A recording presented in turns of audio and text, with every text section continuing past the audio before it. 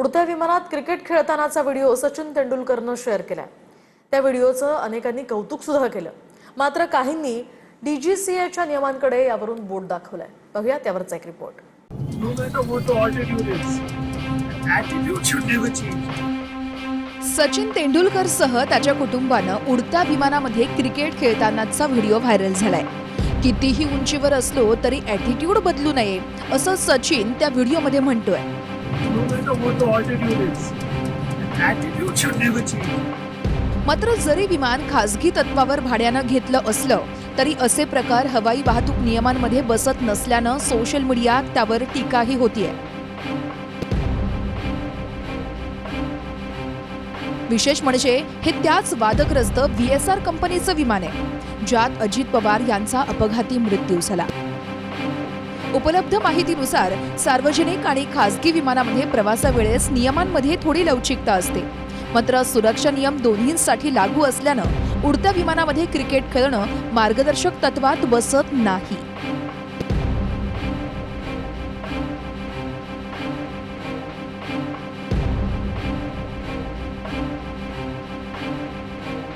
कारण उड्डाणावेळी खेळल्यानं हलकं कंपनही धोकादायक ठरू शकतं। असं कृत्य कॅबिन क्रू वा पायलट यांचं डिस्ट्रॅक्शन श्रेणीमध्ये मोडतं।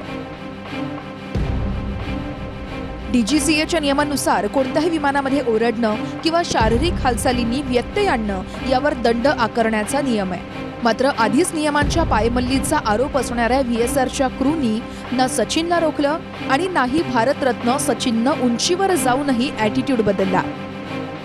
सचिनची जिथं बसून कॅच घेत आहे त्याच्या बरोबर पाठीमागे विमानाच्या खिडकीच्या काचा आहेत। विमानाच्या काचा हवेच्या जोराचा सामना करू शकतात, मात्र आघात झाल्यास त्या देखील फुटतात। परवाच चंदीगडहून दिल्लीला जाणाऱ्या विमानामध्ये एका प्रवाशानं विमानाची काच फोडली। माहितीनुसार तो मानसिक आरोग्यानं ग्रस्त होता। एअर इंडियानं त्या प्रवाशाचं वर्तन बेशिस्त आणि उद्धट असल्याचं म्हटलंय। विमानाच्या सुरक्षेबद्दल अगदी क्षुल्लक देखील तडजोड आम्ही करणार नाही असं एअर इंडियानं स्पष्ट केलंय। विमानाचा पायलट आणि क्रू मेंबर्सनी प्रमाणित नियमांच्या पद्धतीचा दाखला देत हे कृत्य सुरक्षेला धोका असल्याचं म्हटलंय। Bureau report TV9 Marathi.